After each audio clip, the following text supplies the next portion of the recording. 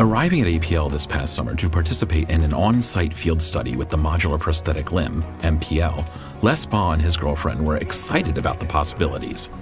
Accompanying them is Dr. Albert Chi, who, as part of the interdisciplinary team from the Johns Hopkins Hospital, performed the targeted reinnervation surgery necessary for today's visit. I went into the surgery knowing that he was going to move nerves in my chest.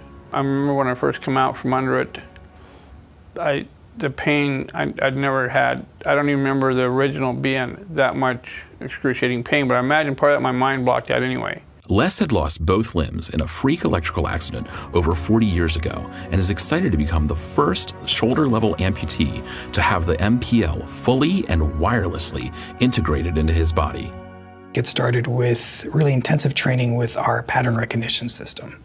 And what the pattern recognition system is a advanced algorithm that really looks at high-density electrode arrays on the chest muscles, which we've reinnervated, that looks at the almost signature symphony of muscle activity information, and we take that information and translate that to actual movements within a prosthetic. Let's go ahead and see what we have. On this day, Les is being fitted for his socket, which is sort of a body brace that makes the neural connections with the reinnervated nerves, as well as supports the prosthetic limbs. The first cast they did on me for the test socket was all done with electronics.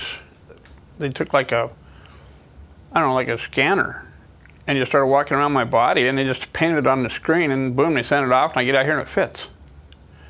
This guy says, no, I can't feel every little dimple and divot that I want to feel. He says, I want to do it with plastic. Great.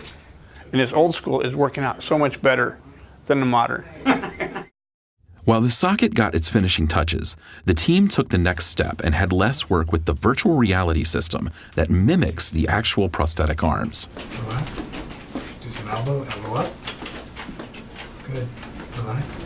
A couple days later, the socket was back, and the arms were attached. Les and the team were about to make history. Once the training sessions were complete and they released me and let me be the computer, basically, to control that arm, I just go into a whole different world. I think we're just getting started at this point. It's like the early days of the internet. There's just a tremendous amount of potential ahead of us, and we've just started down this road, and I think the next 5-10 years are going to bring some really phenomenal advancements. Other milestones reached by the team were, this was the first time the MPLs were operated by a shoulder-level amputee at the full 3 degrees of freedom and with over 30 total degrees of motion on both sides with complete intuitive thought-based control. He has access to all of the different degrees of motion, shoulder, elbow, wrist, hand, but he still needs to select which one he wants to use. So he needs to position the shoulder, then the elbow, then the wrist, then the hand separately and rest in between. Maybe I'll be able to, for once, be able to put change in a pop machine and get the pop out of it. Simple things like that that most people never think of. And it's re-available to me. Okay, on both sides. What we'd really like to be able to do is send him home with a couple of limbs so that, you know, he can use them in his everyday life. And what this showed us is that that's really possible.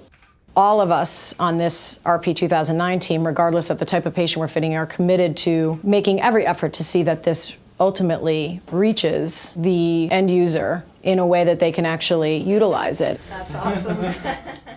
It's not just the accomplishment, but the opening of frontiers and realizing that there's so much more to learn. This unique opportunity of interfacing with the end user, utilizing our technology, provides valuable feedback to the team.